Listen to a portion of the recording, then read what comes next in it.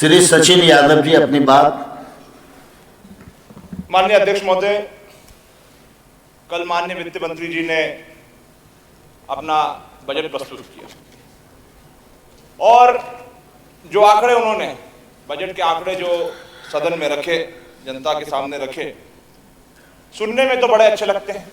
3,65,000 करोड़ का बजट माननीय वित्त मंत्री जी ने आदरणीय अध्यक्ष महोदय जी रखा। लेकिन माननीय अध्यक्ष महोदय, जब हम इस बजट की बारीकियों में जाते हैं, इसके अंदर जाके झांकते हैं आदरणीय अध्यक्ष महोदय, तो इस बजट की जो हकीकत है वो हकीकत सामने आती है। माननीय अध्यक्ष महोदय,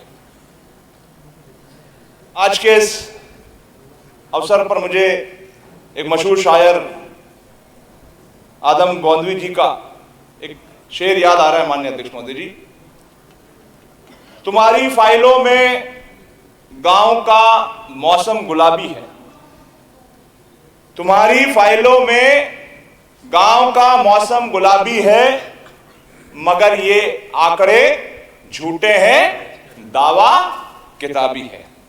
मगर ये आंकड़े झूठे हैं, दावे किताबी है। माननीय अध्यक्ष महोदय, ये इनकी बजट की हकीकत है, ये इनकी बजट की सत्यता है। माननीय अध्यक्ष महोदय, माननीय अध्यक्ष महोदय, प्रस्तुत ये जो शेर है जो कांग्रेस की सरकार हुआ करती थी तब लिखा गया था। बैठ जाइए यार लोधी जी, आप मंत्री हो यार, अपनी पद की गरिमा तो रखो कम से कम। बाकी लोग बोले तो बात समझ में आती है, आप मंत्री हो यार। जी, लेकिन पर मंत्री को संवेदनशील होना चाहिए, माननीय संवेदनशील होना चाहिए। हमारे सब मंत्री संवेदनशील हैं। माननीय अध्यक्ष महोदय, इस बजट में जो राजस्व दिखाया गया है 2,61,644 करोड़ रुपए, जो इस बजट का 80% हिस्सा है। माननीय अध्यक्ष, और ये राशि, ये पैसा सरकार अपनी सरकार चलाने के लिए खर्च करती है। इससे प्रदेश की जनता का कोई भला नहीं हो रहा है। इसमें सरकार अपने कर्मचारियों की तनख्वाह देने का काम करती है, पेंशन देने का काम करती है। ये इनका कमिटेड एक्सपेंस है, इनको व्यय करना ही करना है। माननीय अध्यक्ष महोदय, नहीं तो सरकार नहीं चलेगी। माननीय अध्यक्ष महोदय, कैपिटल आउटले में मात्र 61,000 करोड़ रुपए माननीय अध्यक्ष महोदय इस सरकार ने रखा है, जो इस पूरे बजट का मात्र 20% है। अध्यक्ष महोदय जी, मात्र 20%। तो आप कल्पना करिए कि किस प्रकार से आने वाले समय में सरकार हमारे जो विकास के दावे कर रही है, विकास की जो बातें कर रही है, वो उन वादों को, उन दावों को कैसा पूरा करेगी। माननीय अध्यक्ष महोदय, माननीय अध्यक्ष महोदय जी, मैं आपके माध्यम से माननीय वित्त मंत्री जी से एक प्रश्न करना चाहता हूं। ये सदन की एक परंपरा है, एक सदन का विधायिकी की कार्यप्रणाली होती है। माननीय अध्यक्ष महोदय जी, और इस कार्यप्रणाली में जो सरकार होती है, उसके जो वित्त मंत्री होते हैं, वो सदन में अपना बजट प्रस्तुत करते हैं और सदन की अनुमति से उस बजट को माननीय अध्यक्ष महोदय पास किया जाता है। सभी विभागों को उनकी मांग के अनुसार बजट अलॉटमेंट माननीय अध्यक्ष महोदय किया जाता है और फिर उस बजट को विभाग अपनी स्वेच्छा से, अपनी नीति और रीति के हिसाब से उन तमाम योजनाओं में खर्च करने का काम करती है, जो इस सदन के माध्यम से अप्रूव किया जाता है। लेकिन माननीय अध्यक्ष महोदय जी, ऐसा नहीं हो रहा है। माननीय अध्यक्ष महोदय जी, और ये कहीं ना कहीं इस सदन का भी अपमान है। इस सदन में बैठे हुए तमाम 230 हमारे जो सदस्य हैं, उन सदस्यों की भौतिक और वित्तीय क्षमताओं पर एक संदेह माननीय वित्त मंत्री जी और उनका विभाग जो है आदेश जारी करके उन पे रोक लगा करके हम सब पर संदेह करने का काम माननीय अध्यक्ष महोदय, माननीय वित्त मंत्री जी कर रहे हैं। मेरे पास एक सर्कुलर है माननीय अध्यक्ष महोदय, ये इन्हीं के वित्त विभाग का सर्कुलर है माननीय अध्यक्ष महोदय, 31 मार्च 2003 का। फरवरी में आपने 4 महीने के लिए बजट पास करवाया और बजट पास करने के बाद 31 मार्च 2024 को आपके वित्त विभाग से यह सर्कुलर जारी होता है, जहां पर 7वें क्रमांक पर आप लिखते हैं, परिशिष्ट 3 में 7वें क्रमांक पर यह लिखा जाता है, परिशिष्ट 3 में उल्लेखित योजनाओं में वित्त विभाग से अनुमति उपरांत ही आहरण किया जाएगा। इसका क्या मतलब है माननीय अध्यक्ष महोदय जी? मैं आपके माध्यम से जानना चाहता हूं, माननीय वित्त मंत्री जी अपना जवाब दें। जब अपना जवाब प्रस्तुत करें तो मेरी इस बात का विशेष रूप से उल्लेख माननीय अध्यक्ष महोदय जी करें।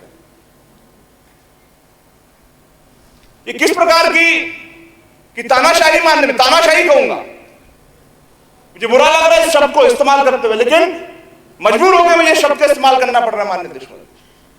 आप सदन में बजट प्रस्तुत करते हैं, सदन के सदस्यों की अनुमति से बजट पारित होता है और कुछ दिन बाद आप जो है एक सर्कुलर निकालते हैं आपके विभाग से, परिशिष्ट जारी करते हैं।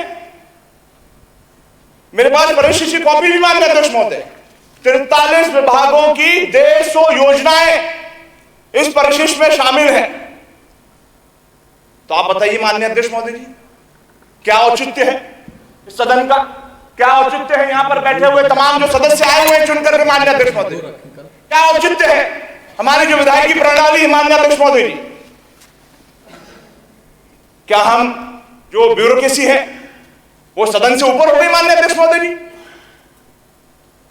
जो हमारे माननीय मंत्री जी हैं, जो सदस्य हैं, जो अपने विभाग चला रहे हैं, क्या सदन की मंजूरी के बाद, बजट अलॉटमेंट के बाद, क्या अपनी स्वेच्छा से अपने विभाग में अपनी योजनाओं का खर्च नहीं कर सकते माननीय अध्यक्ष महोदय? हर योजना के लिए आपको वित्त विभाग से परमिशन लेनी पड़ेगी माननीय अध्यक्ष महोदय जी। इस बात का जवाब माननीय वित्त मंत्री जी को देना पड़ेगा माननीय अध्यक्ष महोदय। और तमाम शासन की तमाम महत्वपूर्ण योजनाएं, महिला बाल विकास योजना, लाडली लक्ष्मी योजना इसमें शामिल की गई। आपकी नवीन नर्सिंग कॉलेज के निर्माण उसको शामिल, योजना को उसमें शामिल किया गया है। मुख्यमंत्री ऋण समाधान योजना को उसमें शामिल किया गया है। प्रधानमंत्री आदर्श ग्राम योजना को उसमें शामिल किया गया है। मुख्यमंत्री जन कल्याण योजना को शामिल किया गया है। और कृषि विभाग की तो माननीय अध्यक्ष महोदय, कृषि विभाग की तो समस्त योजनाओं को इसमें शामिल किया गया है। सचिन जी, हमारे माननीय कृषि मंत्री जी यहाँ बैठे हुए माननीय अध्यक्ष महोदय, अब कृपया समाप्त करें। अब माननीय अध्यक्ष महोदय पहले पन्ने पे आया हूं अभी तो मैं को पूरा थोड़ी, मतलब पहले वक्ता को पूरा बोलना होता है। माननीय अध्यक्ष महोदय जी, नहीं, दूसरा वक्ता हूं माननीय, बाकी मैं आपका संरक्षण चाहूंगा अध्यक्ष महोदय। बाकी सभी लोग 5-5 मिनट बोलेंगे तो ही काम चलेगा, सभी लोग, पक्ष और विपक्ष दोनों के। ठीक है अध्यक्ष महोदय जी। कृषि विभाग के हमारे माननीय मंत्री यहाँ बैठे हुए हैं, इनकी तमाम विभाग की तमाम योजनाएं, उन पे रोक लगाई हुई है। तो फिर आप तो इनको मंत्री पद पे बैठने का कोई मतलब, हटा दीजिए। आप अपने वित्त विभाग से और आपके जो वित्त विभाग में आपके जो कर्मचारी बैठे हुए हैं, अधिकारी बैठे हुए हैं, उनसे आप जो है आपको विभाग चला लीजिए। मुख्यमंत्री कृषक फसल उपार्जन सहायता योजना, प्रधानमंत्री फसल बीमा योजना, प्राकृतिक खेती के प्रोत्साहन हेतु प्रचार प्रसार योजना, खाद भंडारण पर ब्याज अनुदान योजना, कृषि अधोसंरचना निधि का संचालन, कृषि यंत्रीकरण के क्षेत्र में कौशल विकास कार्यक्रम, कृषि क्षेत्र में अधोसंरचना विकास, कृषि उत्पादन संगठनों का गठन एवं संवर्धन, तमाम महत्वपूर्ण योजना माननीय अध्यक्ष महोदय। मैं सदन के लोगों को भी से भी पूछना चाहता हूं कि अगर इस प्रकार की कार्यप्रणाली यहां पर रहेगी, यहां पर विधायिकी से ऊपर अफसरशाही हो जाएगी, तो मैं नहीं समझता हूं कि जितने भी यहां पर वरिष्ठ मंत्रीगण यहां पर बैठे हैं जो अपने विभाग का सुचारू रूप से संचालन करने का प्रयास आदरणीय साथियों कर रहे हैं, वो कैसे कर पाएंगे माननीय अध्यक्ष महोदय। मेरा आपसे अनुरोध है माननीय अध्यक्ष जी, इस परिस्थिति को बदलना पड़ेगा। ये व्यवस्था को माननीय अध्यक्ष महोदय, इस व्यवस्था को बदलना पड़ेगा। आज हम अधिकारियों से चर्चा करते हैं, बात करते हैं, बोले बजट तो अलॉट हो गया है लेकिन पैसा नहीं है। कोई भी योजना होती है उसके लिए वित्त विभाग की स्वीकृति जरूरत पड़ती है, फाइलें चलती हैं, वित्त विभाग का मन होता है तो स्वीकृति करता है, नहीं तो नहीं करता है। तमाम लोग, चाहे वो पीडब्ल्यू विभाग हो, चाहे कृषि विभाग, जितने भी महत्वपूर्ण विभाग हैं इस सरकार के माननीय अध्यक्ष महोदय, आप जाकर के पता कर लीजिए, हर एक ठेकेदार जिसने काम किए हुए हैं उनके भुगतान नहीं हो रहे माननीय अध्यक्ष। क्यों नहीं भुगतान हो रहे? उसने काम किया है, भुगतान होना चाहिए। आपने बजट अलॉटमेंट किया, आपने सदन से उसको पास करवाया माननीय अध्यक्ष महोदय। तो ये व्यवस्था माननीय अध्यक्ष महोदय जी, माननीय वित्त मंत्री जी, पूरा करिए जी अध्यक्ष जी, जब ये बात रखें अपनी, तो मैं चाहूंगा कि ऐसा ना हो, इसका आश्वासन आप अपने उद्बोधन में इस सदन को माननीय मंत्री जी दें, ऐसा मेरा आपसे अनुरोध है। माननीय अध्यक्ष महोदय जी, एक और जो चीज अपने वित्तीय भाषण में, बजट भाषण में माननीय वित्त मंत्री जी ने कही, डबल इंजन की सरकार का मेंशन ही नहीं किया। और डबल इंजन की सरकार के, डबल इंजन की सरकार हमारी कितनी मदद करेगी, उसके आधार पर आपने अपना बजट प्रोविजन करने का काम किया। केंद्र से जो हमको सहायता मिलती है माननीय अध्यक्ष महोदय जी, अगर हम पिछले वर्ष की बात हम करें तो हमने अनुमानित, जब बजट का प्रावधान हमने किया माननीय अध्यक्ष महोदय जी, उसमें 44,113 करोड़ का हमने बजट में इसका प्रावधान किया था माननीय अध्यक्ष। लेकिन हकीकत क्या हुई? हकीकत में 9% कम हमको राशि केंद्र सरकार से माननीय अध्यक्ष जी मिली हमको। जबकि हमारी तो उम्मीद थी, हम सबकी तो उम्मीद थी कि ये तो डबल इंजन की सरकार है तो हमको डबल पैसा मिलना चाहिए था। हमने तो 44,000 करोड़ की मांग करी थी, हमें तो उम्मीद थी कि ये राशि हमको डबल मिलेगी। लेकिन माननीय अध्यक्ष महोदय, डबल राशि मिलना दूर की बात है, जो हमने मांग रखी थी, जो हमारी संभावना थी, हमने जो इसका प्रोविजन कर रखा था, वो प्रोविजन ही माननीय अध्यक्ष महोदय हमको नहीं मिला। इसका मतलब क्या हुआ? इसका मतलब ये हुआ माननीय अध्यक्ष महोदय जी कि इंजन तो आगे निकल गया लेकिन डब्बा पीछे छोड़ गए माननीय। और पुनः वही गलती हम माननीय अध्यक्ष महोदय जी इस बजट में भी हम लोग करने जा रहे हैं। इस बजट में भी आपने 44,892 करोड़ रुपए आपने इस बजट में केंद्र सरकार से सहायता के रूप में लेने का प्रोविजन आपने दिखाया है। और उसी आधार पर आप अपने प्रदेश के विकास कार्यों को, प्रदेश की योजनाओं को लागू करने का काम माननीय अध्यक्ष मोदी करने जा रहे हैं। अब मुझे बताइए, जब पिछली बारी हमारा जो कमिटमेंट हुआ था, जो हमने प्रोविजन रखे थे, वही पूरा नहीं हुआ और हम मुंगेरी लाल के सपने देख रहे हैं। सचिन जी, अब समाप्त करिए। माननीय अध्यक्ष मोदी, आखिरी आमंत्रित कर रहा हूँ। तो बहुत सारी चीजें थी माननीय अध्यक्ष मोदी, लेकिन अब जो है आप कह रहे हैं तो वाइंड अप करना ही पड़ेगा।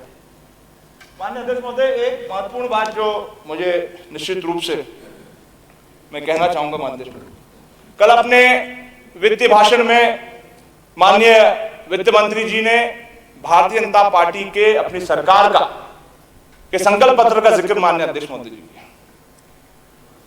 और वो संकल्प पत्र नहीं माननीय अध्यक्ष महोदय जी, मैं कहूंगा जुमला है, जुमला पत्र है, संकल्प पत्र नहीं है। सचिन भाई, आपका वचन पत्र कैसे आ गई? माननीय अध्यक्ष महोदय, ऐसे याद है क्या 166? मैं बताता हूँ सचिन जी कैसे पूरा आई। करें, सचिन जी पूरा माननीय अध्यक्ष महोदय जी, टाइम हो गया। आपने संकल्प पत्र में कहा था कि किसान का गेहूं 2700 में खरीदा जाएगा। ये माननीय अध्यक्ष खरीदा, उसका महोदय, कोई प्रोविजन किया आपने? आपने कहा कि 3100 में धान खरीदा जाएगा, क्या आपने उसको खरीदा? क्या उसके लिए कोई प्रोविजन आपने किया? आपने कहा था मेरी लाडली बहनों को 3000 रुपए दिया जाएगा, क्या आपने 3000 रुपए दिया माननीय अध्यक्ष महोदय जी? उसका कोई प्रोविजन किया आपने अध्यक्ष महोदय जी? आपने कहा था कि 450 रुपए में मेरी प्रदेश की बहनें देख रही, मेरी माताएं देख रही हैं, उम्मीद कर रही थी कि ये सरकार जो है जो कहेगी वो करेगी। आपने कहा था कि 450 में गैस का सिलेंडर देने का काम किया जाएगा, क्या वो गैस का सिलेंडर देने का काम किया जा रहा है माननीय मोदी?